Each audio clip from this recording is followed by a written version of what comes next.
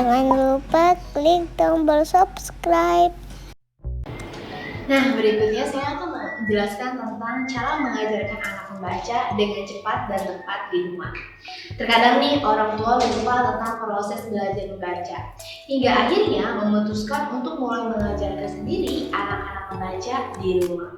Mungkin berlawanan nih dengan apa yang diyakini sebagian orang tua. Belajar membaca bukanlah proses alami yang terjadi dengan sendirinya.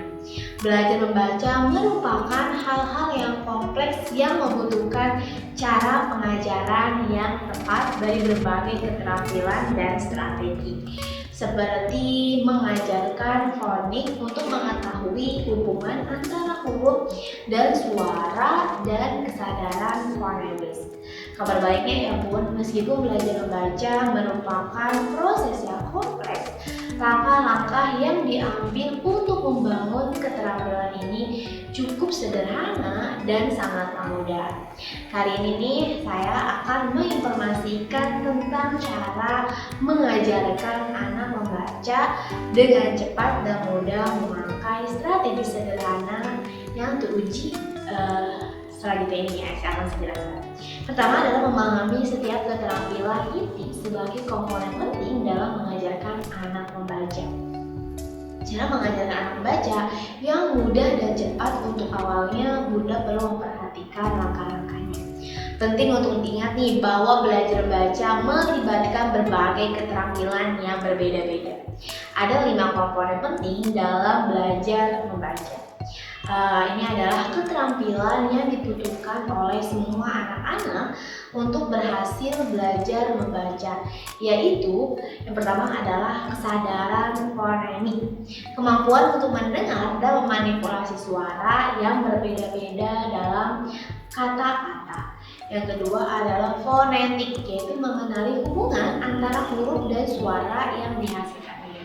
Yang ketiga adalah kosakata, yaitu memahami makna kata-kata, definisi mereka, dan konteksnya pemahaman. Ketiga adalah membaca, memahami makna teks baik dalam buku cerita dan buku informasi. Selanjutnya adalah kefasihan, kemampuan membaca dengan keras dengan kecepatan, pengertian, dan akurasi.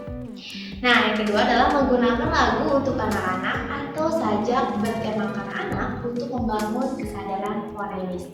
Lagu-lagu anak-anak dan sajak anak-anak tidak hanya menyenangkan, namun sajak dan ritme dapat membantu anak-anak untuk mendengar suara dan suku kata dalam kata-kata yang membantu mereka belajar membaca.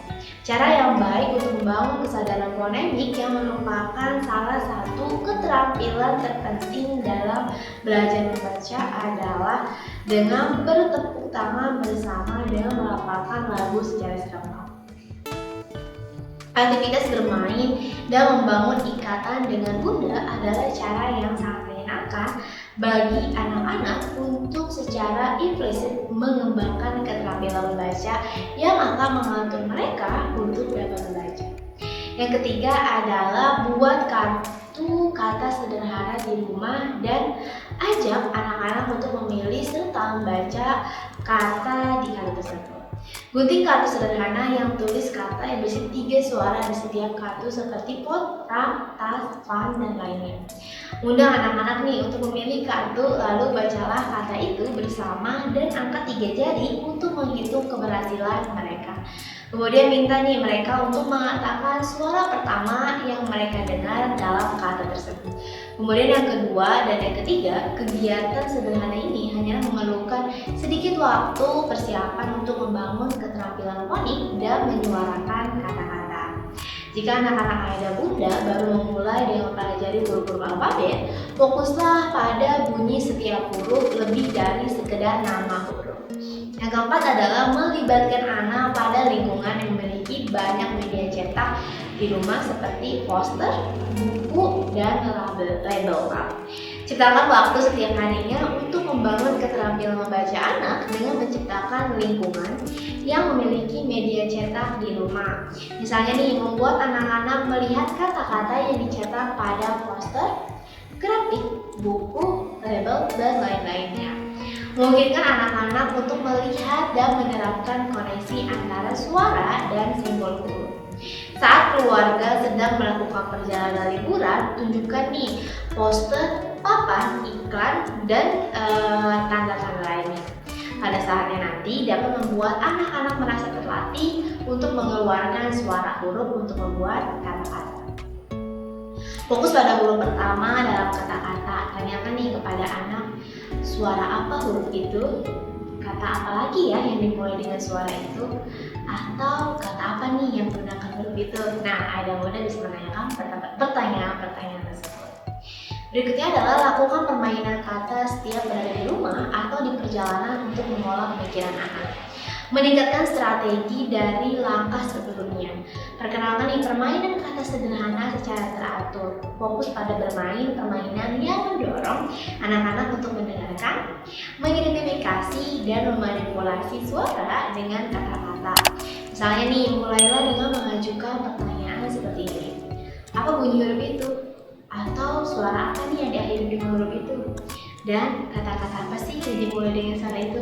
Nah, lakukanlah kegiatan ini beberapa kali dalam sehari agar dapat mengolah pemikiran anak-anak dan muda untuk mulai membaca. Langkah berikutnya adalah mengajak untuk bermain magnet huruf di papan atau kulkas dan pisahkan huruf vokalnya ke satu sisi. Suara vokal tengah bisa menjadi pelajaran sulit untuk beberapa anak. Itulah nih sebabnya kegiatan ini bisa sangat membantu. Siapkan magnet huruf di papan atau lemari es dan pisahkan huruf vokal A, E, I, U, E, O ke satu sisi. Ucapkan kata-kata konsonan, vokal, atau konsonan. Misalnya nih, kucing. Kemudian minta anak untuk mengajarnya, kemudian mengejanya menggunakan magnet untuk membantu mereka. Bunda juga dapat nih mengucapkan setiap suara vokal dengan keras sambil menunjuk hurufnya. Dan kemudian tanyakanlah pada anak-anak dan muda suara mana sih yang mirip dengan suara tengah pada kata tersebut. Jika anak-anak mulai bisa mengikuti, berarti cara mengajarkan membaca pada anak ini mulai berhasil penerapannya. Yang ketujuh adalah memanfaatkan kemampuan teknologi untuk membuat anak tetap terlibat dalam belajar membaca. Belajar membaca harus menjadi proses yang menyenangkan nih agar anak-anak dan bunda tetap termotivasi untuk selalu meningkatkan kemampuannya. Kadang-kadang nih seorang anak mungkin penuh kegembiraan dan keinginan untuk belajar di awal. Tapi begitu mereka kesulitan, dapat merasa kewalahan dan mudah menyerah.